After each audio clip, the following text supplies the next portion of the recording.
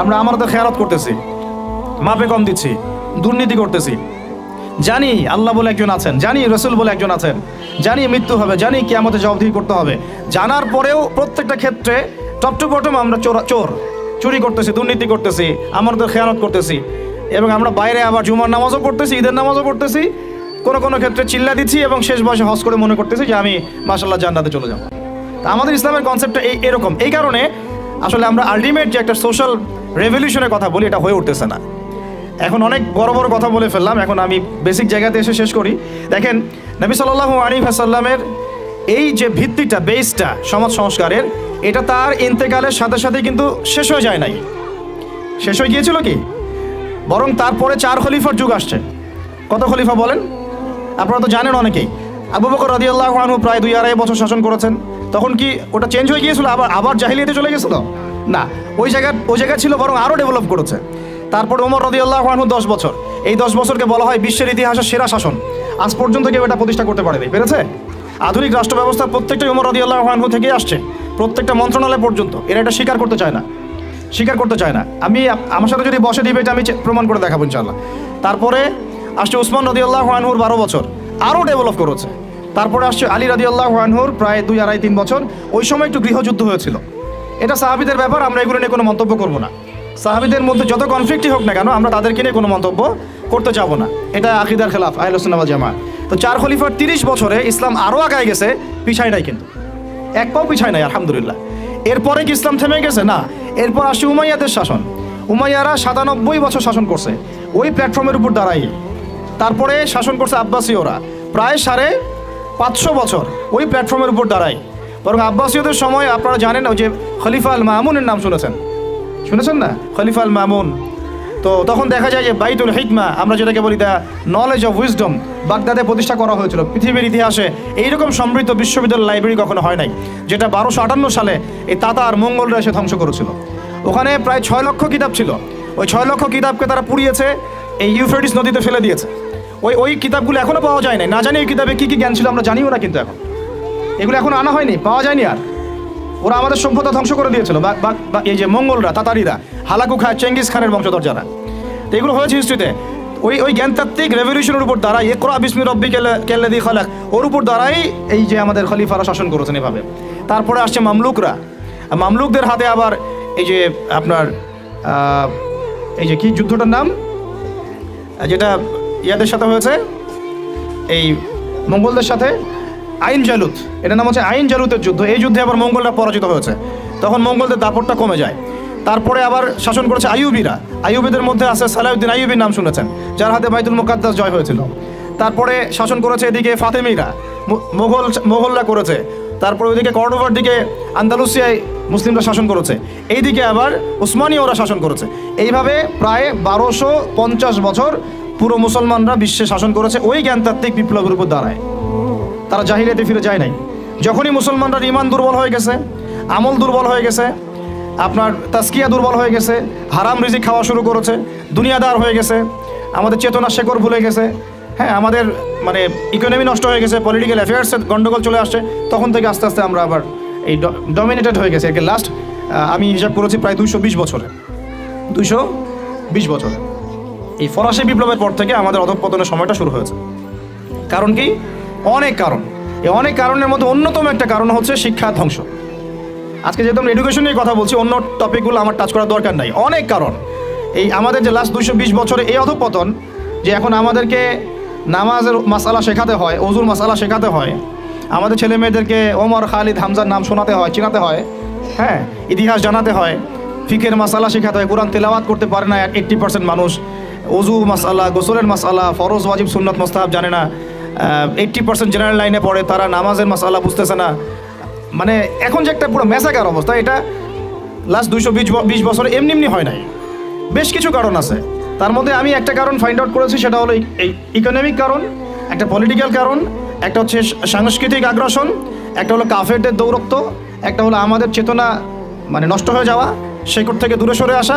সবচেয়ে বড় কথা, আল্লাহ এবং তার রাসূলের সাথে যে প্রতিশ্রুতি দিয়েছিলাম আমরা, এখান থেকে আমরা খেয়ানত করেছি আর কি, খেয়ানতকারী, মূল কথা এটা। এখন কথা হচ্ছে এই লাস্ট 200 বছর আবার কীভাবে এডুকেশনটা নষ্ট হয়ে গেল, কীভাবে, এটা একটা পয়েন্ট। এই পয়েন্টটা আমি আপনাদেরকে জাস্ট 2 মিনিটে বোঝাচ্ছি। এডুকেশনটা নষ্ট হয়ে যায় নাই, বরং এডুকেশনটা কি হয়েছে, এডুকেশনটা মেরুকরণ হয়েছে। এডুকেশনটা কি হয়েছে বলেন? মেরুকরণটা কি? মেরুকরণ মানে হচ্ছে যে আমরা এটাকে শিক্ষা, যে আসলে শিক্ষাই, ইসলামী শিক্ষাও শিক্ষা, ইংরেজি শিক্ষাও শিক্ষা, ম্যাথামেটিক্সও শিক্ষা, সায়েন্সও শিক্ষা, আর্টসও শিক্ষা, কমার্সও শিক্ষা, যতক্ষণ না সেটা কোরআন সুন্নাহর সাথে সাংঘর্ষিক হয়, সব কিছুই জ্ঞান। এই কনসেপ্টটা আমরা ভুলে গেছি। এই কনসেপ্টটা আমাদের বাপদাদাদের ছিল, মানে 1200 বছর আগে যারা ছিল তাদের এই কনসেপ্টটা ছিল। আমি যে কলমটা দিয়ে কথাগুলো লিখেছি না, এই কলমের যে বলটা আছে, এই বলটা আবিষ্কার করেছে মুসলমানরা, এই কলমটা আবিষ্কার করেছে মুসলমানরা। এই যে কফিটা খাইতে খাইতে আমি এটা লিখছি, এই কফিটা আবিষ্কার করেছে মুসলমানরা। এই কাগজ, এই যে আপনার দফতর, চেয়ার, এই টেবিল, মানে আপনি যেগুলো দেখতেছেন সামনে, যা সামনে দেখতেছেন আপনি, সবই মুসলমানদের। ক্যামেরা, আলোর প্রতিবিম্ব, প্রতিচ্ছবি, রক্ত সংবহন তন্ত্র, আপনার কেমিস্ট্রি, আপনার জ্যোতির্বিদ্যা, আপনার কি বলবো ফিলোসফি, এটা নিয়ে আরেকটা লেকচার দেওয়া যাবে ইনশাল্লাহ, আরেকদিন দিব এটা দিয়ে। আপনার বল পেন থেকে শুরু করে রাষ্ট্র ব্যবস্থা, সংবিধান পর্যন্ত এভরিথিং মুসলমানরা করে দিয়েছিল, এভরিথিং। একটা সেক্টরও বাদ নাই, একটা সেক্টরও বাদ নাই। এটা গড়েছিল কারা? ওই যে 1200 বছর আগে চার খলিফার যুগে, উমাইয়াদের যুগে, আব্বাসীয়দের যুগে, তারা এগুলো গড়ে দিয়েছিল। পরে যখন অধঃপতনের সময় শুরু হয়েছে আমাদের লাস্ট 220 বছর 300 বছরে, তখন পশ্চিমারা এগুলো আমাদের থেকে ধার করেছে, ধার করে নিয়ে ওর উপর দাঁড়ায় ওদের সভ্যতা নির্মাণ করেছে। এটার উপর বাহাস হতে পারে, ডিবেট হতে পারে, ওদেরকে বসতে বলেন, আমি বসতে রাজি আছি। এটার উপর বাহাস হতে পারে যে আমি বলছি যে কলমের বল থেকে শুরু করে আপনার কফি যেটা খাচ্ছেন আপনি, যে ল্যাপটপে আপনি অ্যালগোরিদম করে করে যে আমাদের ইসলামের বিরুদ্ধে বইপত্র লিখতেছেন, ওই অ্যালগোরিদম পর্যন্ত মুসলমানদের আবিষ্কার করা। এটা আমাদের এই জেনারেশনের 90%ই জানে না, হীনমন্যতায় ভোগে। অথচ চার খলিফার যুগে, আব্বাসীয়দের যুগে, উমাইয়াদের যুগে এগুলো আমরা আবিষ্কার করে বিশ্বকে দিয়েছি। এই যে মিসাইল ছুটতেছে ওরা, এই যে মিসাইল ছুটতেছে, পৃথিবীর সর্বপ্রথম মিসাইল আবিষ্কার করেছিলেন সাদ ইবনে আবি ওয়াক্কাস রাদিয়াল্লাহু আনহু। তার যখন তিনি বিজয় করতে গিয়েছেন আপনার রোমান সাম্রাজ্যে, তার বাহিনীতে খালিদ বিন ওয়ালিদ ছিলেন। ওই সময় ওটাকে বলা হতো মিনজানিক, ওটাকে মিসাইল বলা হতো না, বলা হতো মিনজানিক। এম শব্দটা রেখে দিয়েছে ওরা, মিনজানিক আরবি শব্দ, ওরা এখান থেকে মিসাইল শব্দ আনছে, কিন্তু কাজটা একই। ওইটা দিয়ে রোমানদের ওই দেওয়াল দুর্গ ভেঙে দেওয়া হয়েছিল দূর থেকে। আমি জাস্ট বলতে চাচ্ছি, চার খলিফার যুগে, আব্বাসীয়দের যুগে, উমাইয়াদের যুগে বিশ্বে মুসলমানরা যে প্রত্যেকটা ডিপার্টমেন্ট করে দিয়েছে, ওর উপর দাঁড়ায় আজকের এই পশ্চিমারা দাঁড়ায় আছে, এই বিশ্ব দাঁড়ায় আছে। এখন শিক্ষার মেরুকরণটা কি হলো তাহলে? লাস্ট 220 বছরে শিক্ষাটাকে ভাগ করে ফেলা হলো যে তোমরা যারা দাড়ি টুপিওয়ালা মানুষ, তোমরা যারা ইবাদত বন্দেগী করতে চাও, তোমরা পড়বা কোরআন এবং হাদিস, তোমরা পড়বা উসুল, ফিকহ ইত্যাদি ইত্যাদি। আর যারা তোমরা ডাক্তার হতে চাও, ইঞ্জিনিয়ার হতে চাও, ব্যারিস্টার হতে চাও, তারপরে পলিটিশিয়ান হতে চাও ইত্যাদি ইত্যাদি, তোমরা পড়বা ইংরেজি, বাংলা, সায়েন্স, ম্যাথামেটিক্স, হ্যাঁ, আর্টস, কমার্স, ম্যাজিস্ট্রি, মেডিকেল সায়েন্স ইত্যাদি তোমরা পড়বা। এই যে মেরুকরণ, এই মেরুকরণটাই হারাম হয়েছে প্রথমে। এটাই একটা বাজে জিনিস হয়েছে শিক্ষার মধ্যে। কখনো মেরুকরণ ছিল না, বরং ওমর রাদিয়াল্লাহু আনহুকে আপনি দেখেন, ওমর রাদিয়াল্লাহু আনহু একজন ফকিহ, একজন হাফেজ, একজন আলেম, একজন বিজ্ঞ খলিফা, পাশাপাশি একজন রাষ্ট্রপ্রধান। এবার আমাদের এগুলো বললে তো ওনারা রাগ করে। আমি তো খোলামেলা ওনাদের সাথে কথা বলি এখন, যে আপনাদের মধ্যে একজন ব্যক্তিকে জুমার খুতবা দিতে পাঠান দেখি, ইয়াতে মেম্বরে 360 জন এমপি একজনকে পাঠান যে জুমার খুতবা দিতে পারেন। দাঁড়াই বলবে ইন্নাল হামদুলিল্লাহ নাহমাদুহু ওয়া নাস্তাঈনুহু মান ইয়াহদিহিল্লাহু ফালা মুদিল্লা লাহু ওয়া মান ইউদ্লিল ফালা হাদিয়া। আরবি দিয়ে জাস্ট 5টা মিনিট আপনি খুতবা দিবেন, জুমার খুতবা, এজ এ রাষ্ট্রপ্রধান। দেখেন পারে নাকি? 1200 বছর যিনি খলিফা তিনি খুতবা দিয়েছেন, তিনি ছিলেন ফকিহ, তিনি ছিলেন আলেম, তিনি ছিলেন বিজ্ঞ পণ্ডিত, তিনি হাফেজ। এই 1250 বছরে যিনি ফিলোসফার, তিনি এদিকে আবার মুহাদ্দিস, যিনি মেডিকেল সায়েন্সের দক্ষ, তিনি আবার এদিকে হাফেজ, সেখানে কারি, সেখানে আলেম। এই শিক্ষার বিভক্তিটা আমাদের মধ্যে ছিল না। সেকুলার কনসেপ্টগুলো যখন আসছে এই লাস্ট 200-300 বছরে, তখন থেকে আস্তে আস্তে শিক্ষাটাকে এইভাবে ভাগ করে আমরা একাকার করে ফেললাম। এখন একজন মসজিদের ইমাম সাহেবকে আপনি যদি জিজ্ঞাসা করেন যে সিরিয়ার রাজধানীর নাম কি, বলতে পারবে না অনেকেই। অর্থনীতির এটা কি, বিটকয়েন কি জিনিস, ও বলবে এটা আবার কি জিনিস। ক্রিপ্টোকারেন্সি কি, বলবে এটার নাম তো জীবনে শুনি নাই, অথচ এটা ইকোনমিক্সের একটা বেসিক জিনিস। ইনফ্লেশন কি দেখবেন অনেকেই বলতে পারতেছে না, কিন্তু সে দাওরাত হাদিস পাস করেছে, ইফতা দিয়েছে, তাখাসুস করেছে। তাহলে শিক্ষাটাকে আমরা এভাবে ভাগ করে ফেললাম। এদিকে আবার যারা জেনারেল লাইন আমরা পড়েছি, ধরেন জিজ্ঞাসা করেন যে ফরজ গোসল কেমন করে করতে হয়, সবাই ফরজ গোসল করি, কিন্তু আমরা যারা ম্যাচিউরড এবং ম্যারিড অনেকেই মাসালা ভুল আছে। অনেকেই পর্দা করে, পর্দার ফরজগুলো বলতে পারবে না। নামাজ, সবাই নামাজ পড়ে, নামাজের আরকান আহকামগুলো বলতে পারতেছে না। আমাদের এই যে ইয়াং জেনারেশন যারা স্কুলে কলেজ ইউনিভার্সিটিতে পড়েন, আপনি সবাইকে ধরে ধরে ধরে ধরে ওজুর খালি 4টা ফরজ জিজ্ঞাসা করেন, ওজুর 4 ফরজ কি বলো দেখি, দেখবেন বলতে পারতেছে না। এই যে অবস্থাটা, এটা কি আপনাদের কাছে মনে হয় এমনি এমনি হঠাৎ করে হয়েছে? নো, এটা বিগত 100-200 বছরের ওদের মেহনতের ফসল।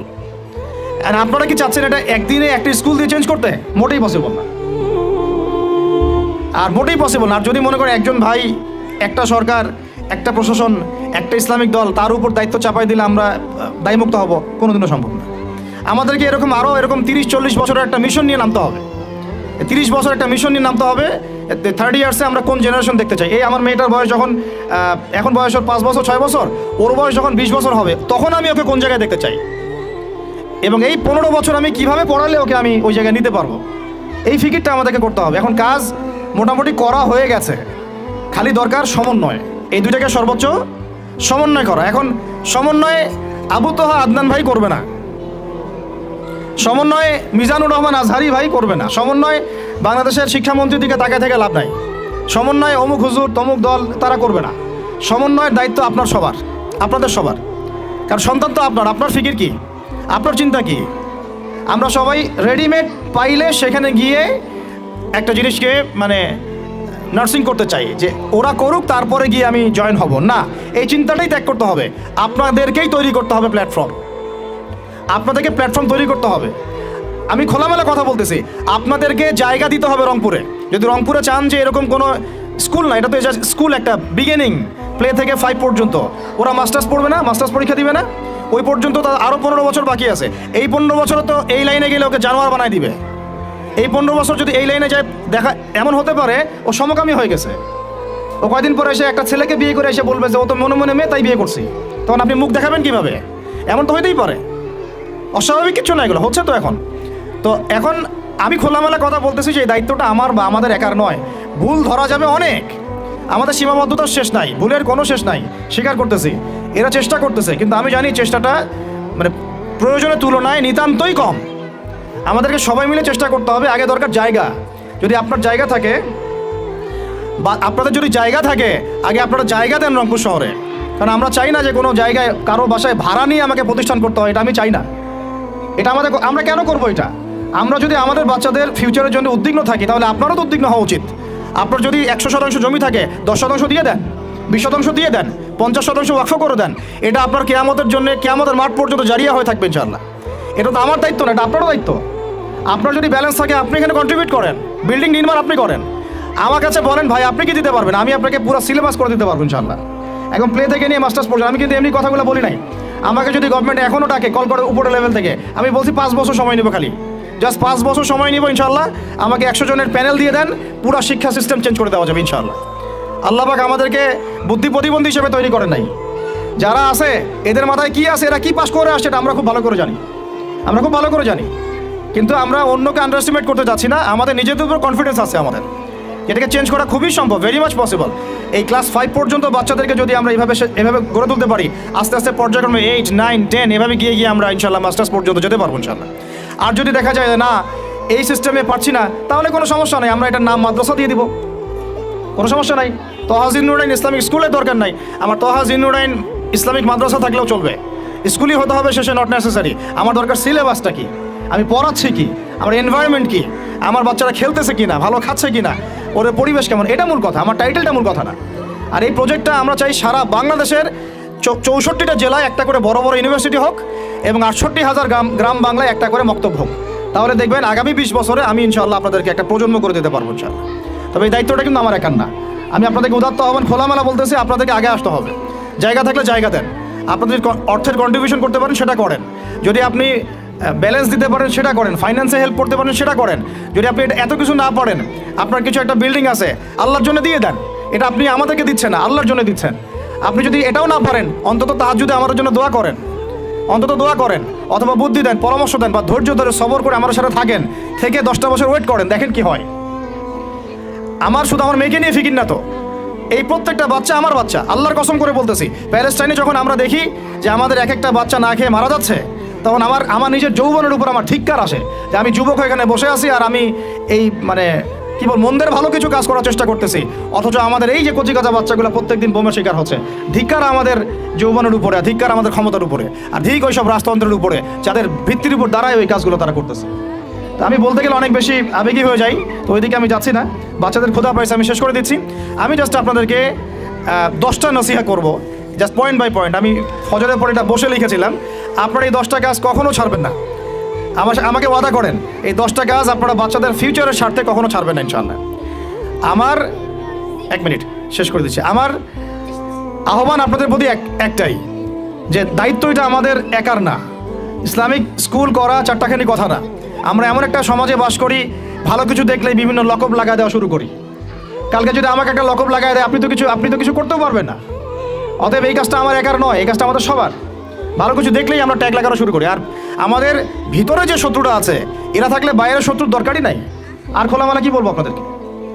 ইসলামিক স্কুল করাটা মূল উদ্দেশ্য না আমাদের উদ্দেশ্য হচ্ছে ইসলামিক ইউনিভার্সিটি করা, প্রত্যেক জেলায় অন্তত একটা করে, যেখানে একটা বড় ক্যাম্পাস থাকবে, আবাসিক জায়গা থাকবে, নুরানি থেকে শুরু করে নাজেরা, হিপস, একদম দাওরা ইফতা পর্যন্ত, পাশাপাশি প্লে থেকে মাস্টার্স পর্যন্ত, এই দুইটাকে কম্বাইন করা হবে ইনশাআল্লাহ।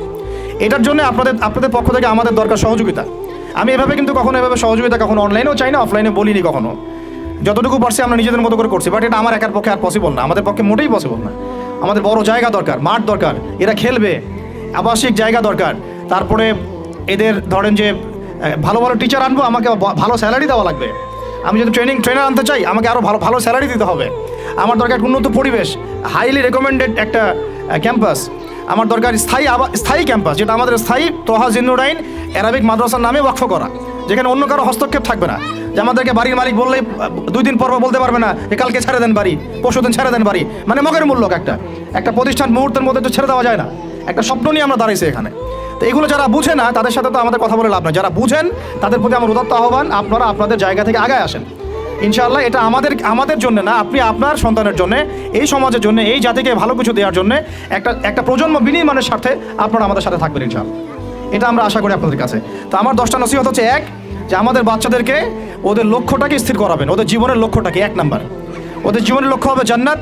এবং আমাদের বরেণ্য যে মানে সিংহ পুরুষরা আছেন উম্মার, ওদেরকে চিনাই দিবেন, ওদের মতো ওদেরকে হতে বলবেন।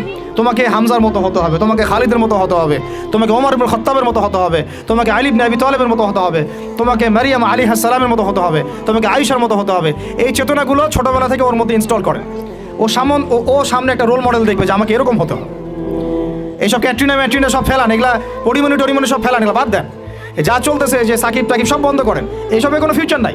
এইসব ফিউচার হয়তো দুনিয়াতে কিছু দিতে পারে, কিন্তু পরকালে আল্লাহ পাকের আযাব গজব থেকে বাঁচার কোনো অপশন নাই। 2 নাম্বার, সন্তানকে নিজের মনে করবেন না। সন্তানকে মনে করবেন এটা আল্লাহর আমানত আপনার কাছে। এই আমার ছেলে, এটা আমার ছেলে না, এই ছেলেটা আল্লাহ পাক আমাকে দিয়েছেন। বিশ্বাস করেন আমরা তো ওকে নেওয়ার জন্য চেষ্টাও করি নাই। এমন হয়নি আপনাদের সময়? সন্তান না চেষ্টা করতো সন্তান আসে নাই? কোনো ক্ষেত্রে এমন হয়েছে সন্তান নষ্ট করার মানুষ চেষ্টা করছে, তাও সন্তান আল্লাহ দিয়েছেন। সন্তান আমার না, সন্তান আল্লাহর দেওয়া, আমার কাছে আমানত। একে যদি আমি সুসন্তান রূপে মানুষ না করি, আগামী দিনে ওমর না বানাই, তাহলে আল্লাহ আমাকে ধরবেন। That's all. 1 নাম্বার, সন্তানকে ওর গন্তব্য চেনাবেন, ওকে আমাদের সিংহ পুরুষদেরকে পরিচয় করাই দিবেন, ওর মতো তাদের মতো হতে বলবেন। এবং সন্তানকে আপনার নিজের মনে করবেন না, সন্তানকে মনে করবেন আল্লাহর দেওয়া জাস্ট একটা আমানত। 3 নাম্বার, সর্বোচ্চ সেরা কারিকুলাম যারা দিচ্ছে ওই রকম প্রতিষ্ঠানে আপনি ওকে পড়াবেন। এরকম প্রতিষ্ঠান যদি সরকার দেয় তাহলে সরকারি প্রতিষ্ঠানে পড়াবেন, আমার কোনো সমস্যা নেই।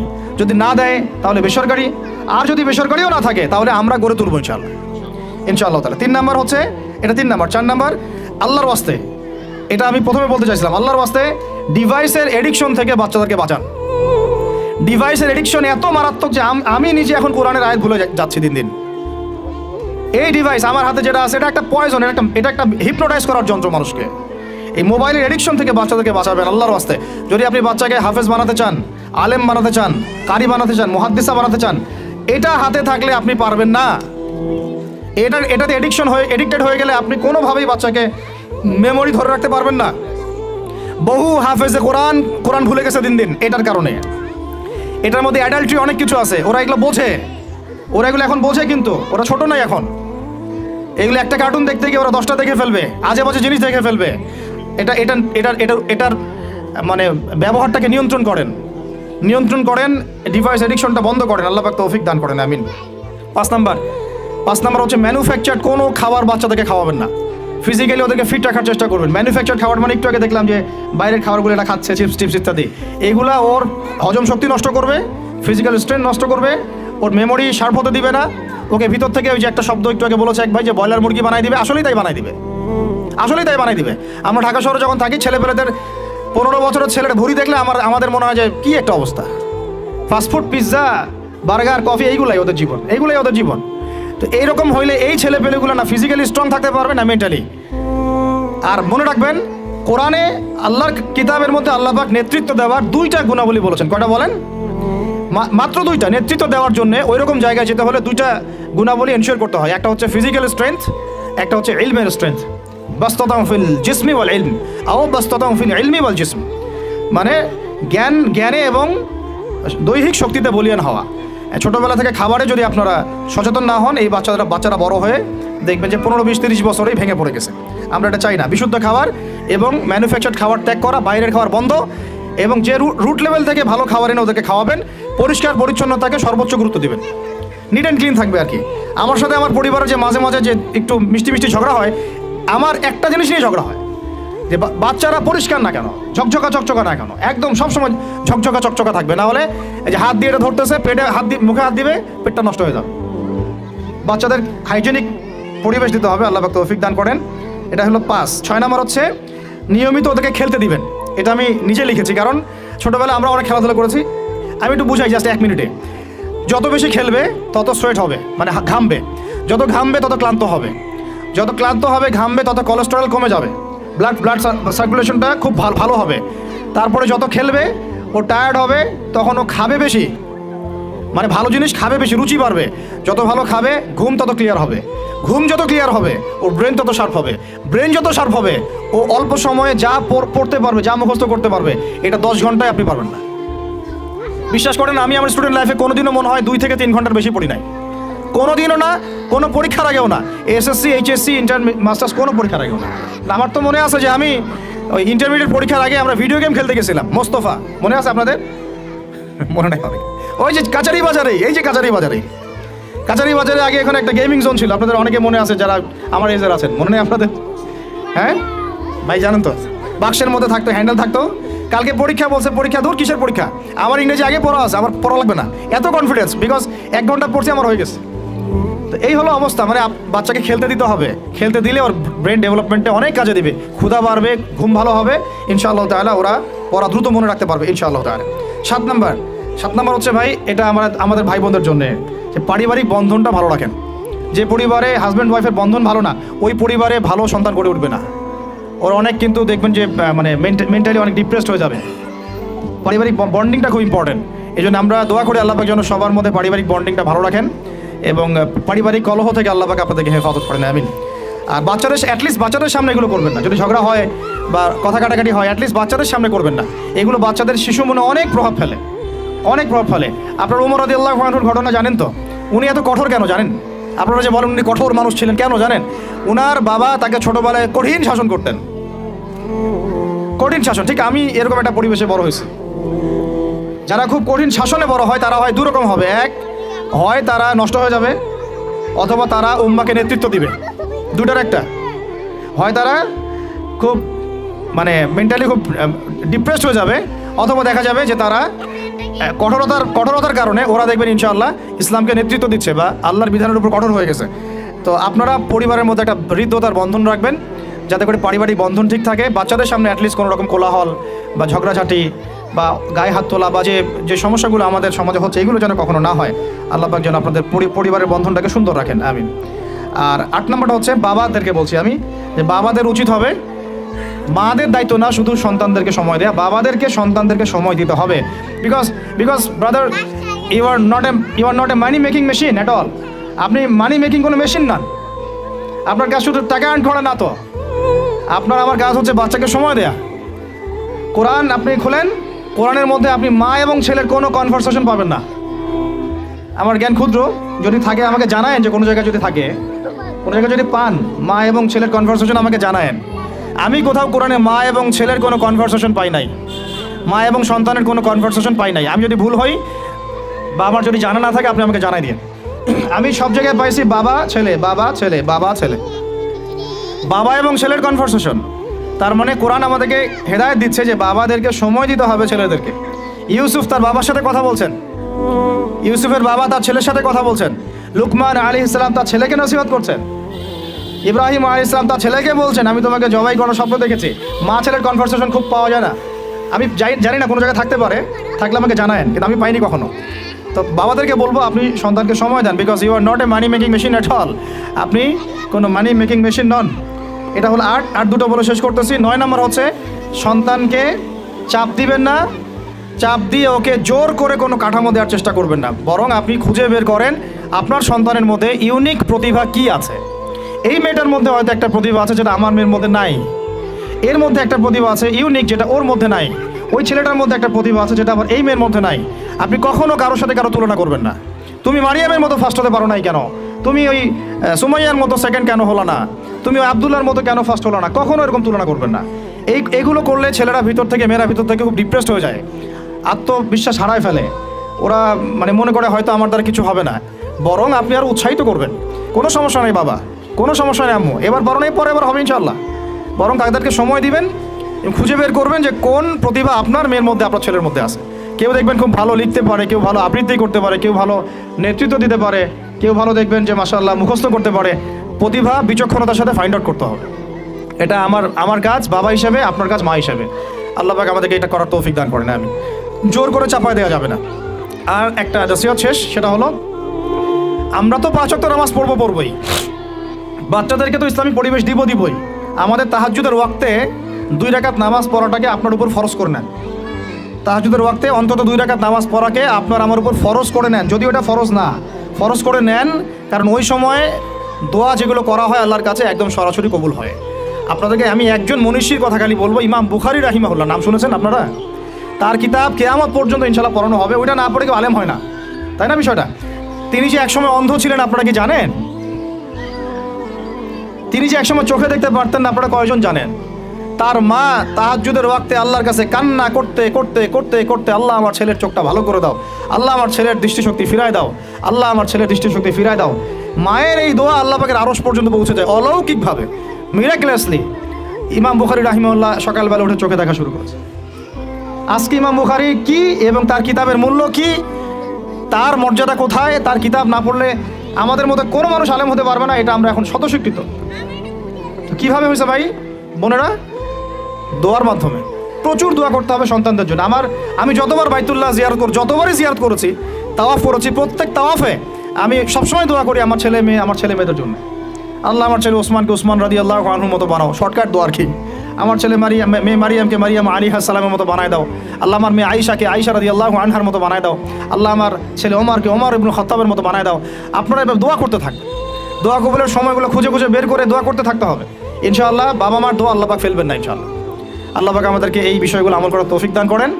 আর সব সময় ছেলে মেয়েদেরকে আত্মবিশ্বাস দিবেন, যত তাদেরকে কনফিডেন্স দিবেন ওরা আরও ভালো করবে। যত ধমক দিবেন এই তুই পারিস না, তোর দ্বারা হয় না, তুই কি করস ইত্যাদি ইত্যাদি, তত দেখবেন ও আর পারতেছে না। আমি বেসিক্যালি ছোট থেকে যে বড় হয়েছি এই জিনিসটার অনেক ঘাটতিতে বড় হয়েছে, কনফিডেন্স না দেয়া। তবে সবাই সব কিছু হয় না, কিছু ব্যতিক্রম বিষয় থাকে। কিন্তু আমি যেটা রিয়েলাইজ করেছি, একটা মানুষকে যখনই কনফিডেন্স দেওয়া হয় সে অনেক ভালো করে। যখন আপনি তাকে আন্ডারস্টিমেট করবেন সে ভালো করতে পারবে না। তাই আল্লাহর ওয়াস্তে আমাদের বাচ্চাদের উপরে চাপ না দিয়ে আত্মবিশ্বাস দিবেন, ভালোবাসবেন, মহব্বত করবেন, ওকে উৎসাহ দিবেন, দেখবেন ইনশাআল্লাহ ও আরও ভালো করতেছে ইনশাআল্লাহ। মাশাআল্লাহ তুমি তো সুন্দর লিখছো, আরেকটু ভালো করো, ভালো হয়েছে তো মাশাআল্লাহ, আরেকটু করো, সুন্দর আর্ট করছো, আরেকটু ভালো করো, মাশাআল্লাহ একবারও তো মুখস্থ করে ফেলছো, আরেকবারও পারবা ইনশাআল্লাহ। ওকে এইভাবে বুস্ট আপ করতে থাকেন ইনশাআল্লাহ তাআলা। দেখবেন এভাবে যদি একটা পরিকল্পনা মাফিক আমরা আগাই, জাস্ট 20টা বছর সবর করি যদি আমরা, আল্লাহ পাক যেন আমাদেরকে তৌফিক দান করেন যে টানা 20 বছর যদি আমরা নেক হায়াতের সাথে এভাবে রাত দিন 24 ঘন্টা নিরলস দিনের কাজ করতে পারি, অ্যাটলিস্ট এডুকেশন সেক্টরে, আমাদের তো পলিটিক্যাল সেকশন নাই, ইকোনমিক সেকশন আমাদের হাতে নাই, অ্যাটলিস্ট শিক্ষা সেক্টরে যদি আমরা এভাবে কাজ করতে পারি, আগামী 20 বছরে বাংলাদেশের শিক্ষা ক্ষেত্রের হুলিয়া পরিবর্তন করে ফেলা সম্ভব ইনশাআল্লাহ। কারণ সব কিছু নতুন করে করা লাগবে না, আমরা শুধু সমন্বয় করব, পরিবেশ গড়ব এবং আমাদের জানমাল, সময়, শ্রম, জমি জমা এগুলো ওয়াকফ করবো ইনশাআল্লাহ আল্লাহর জন্য। এবং এগুলো করলে লাভ কী হবে, ওই বিখ্যাত হাদিসটা দিয়ে শেষ করতেছি যে নবী সাল্লাল্লাহু আলাইহি ওয়াসাল্লাম বলেছেন, ইযা মাতাল ইনসান, যখন মানুষ ইন্তেকাল করবে বা করে, ইনকাতা আনহু আমালু, তার আমল নামাটা কেটে দেওয়া হয়, বন্ধ হয়ে যায়, ইল্লা সালাস, তিনটা রাস্তা খালি জারি থাকে। এক নম্বরই হচ্ছে সাদাকায়ে জারিয়া, মানে এমন সাদাকা, এমন কন্ট্রিবিউশন যেটা আমার ইন্তেকাল, আপনার ইন্তেকালের পরেও একেবারে চলতে থাকবে, লং টাইম সাস্টেন করতে থাকবে, এটা একটা। 2 নম্বর ওয়ালাদুন সালেহ, আমার নেককার সন্তান বা আপনার নেককার সন্তান, যে আপনার আমার জন্য কালকে আমাদের মানে পরকালে বারজাখের জীবনে আমরা যখন থাকবো তখন তারা দোয়া করতে থাকবে। আর আমি বলছি আমার ওমরই শুধু আমার ছেলে না, আপনাদের সবার সন্তান আমার সন্তান, আপনাদের সবার মেয়ে আমার মেয়ে। আমি এভাবে কখনো চিন্তা করি না যে যে প্রতিষ্ঠানগুলো আমরা করতেছি বা যে প্রজেক্টগুলো আমরা নিচ্ছি হাতে, এগুলো শুধু আমার ছেলের জন্য, আমার মেয়ের জন্য, কোশ্চিন কালেও না। এদেশের প্রত্যেকটা শিশু, আমার ছেলে আমার মেয়ে। এদেশের প্রত্যেকটা বোন আমার বোন, এদেশের প্রত্যেক ভাই আমার ভাই। ওইভাবে চিন্তা করে আমাদেরকে না গেলে আমরা জাতিগত পরিবর্তন আনতে পারবো না। তখন আমরা স্বার্থপর হয়ে যাবো, আমার ছেলে বাঁচলেই হলো, আমার মেয়ে বাঁচলেই হলো। তখন হবে কি, আমার ছেলে আদতে বাঁচতে পারবে না, আমার মেয়েও বাঁচতে পারবে না, কারণ ফিতনা যখন সব জায়গায় ছড়ায় পড়বে আমার ঘরেও তো ঢুকবেই, স্বাভাবিক। আর শেষ নম্বরটা হচ্ছে আল ইলম, এমন জ্ঞান ইউনতাফাউ বিহিন নাস, যে জ্ঞান দিয়ে মানুষ উপকৃত হয়। এই হলো শিক্ষা প্রজেক্টগুলো। আল্লাহ পাক এই হাদিসটার উপর আমাদের সবাইকে আমল করার তৌফিক দান করেন, আমিন। আর আমি লম্বা করছি না, আপনাদের অনেকেই ক্ষুধার্ত, আমাদের বাচ্চারা ক্ষুধার্ত। আমরা দোয়া করি আল্লাহ পাক যেন আমাদের সবাইকে পবিত্র কোরআন এবং নবীর হাদিস অনুযায়ী জীবন করার তৌফিক দান করেন।